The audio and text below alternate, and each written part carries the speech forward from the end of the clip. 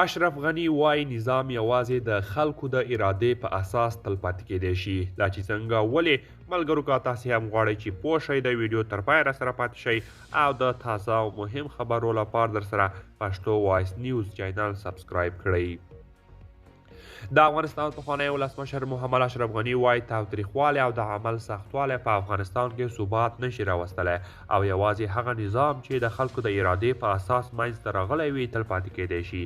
ښاغلي غني په خپل پیغام کې ویلي چې افغانستان په تیرو 40 کلونو کې شاته پاتې شوی دی.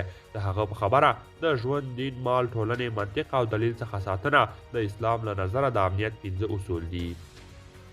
او که چیرې امنیت او خوندیتوب دغه اصولو په اساس رامنځته نشي، د امنیت او خوندیتوب هر ډول ادعا به بې پایلې وي. د افغانستان پخوانی ولسمشر محمد اشرف غني په خپل پیغام کې سیاست او حکومتدارۍ ته هم اشاره کړې ده. نظام یوازې د خلکو د ارادې په اساس تلپاتې کیدی شي، له هغه نه بغیر ستونزې او تحرکات رامنځته کیږي. ښاغلي غني د افغانستان د خلکو ترمنځ پر ملي یووالي هم ټینګار کړی دی او ویلي یې دي چې یووالی باید په عمل کې رامنځته شي. دغه یووالی له مشورې پرته، له بحث پرته او له آزاد انتخاب پرته نشي رامنځته کیدی. د افغانستان پخوانی ولسمشر محمد اشرف غني د اسلامي نړۍ له هیوادونو څخه غوښتي چې له طالبانو سره استدلال وکړي او هغوی دې ته متوجه کړي چې اسلام د دین اساسات او د مسلمانانو خیر په کوم لوري کې دی.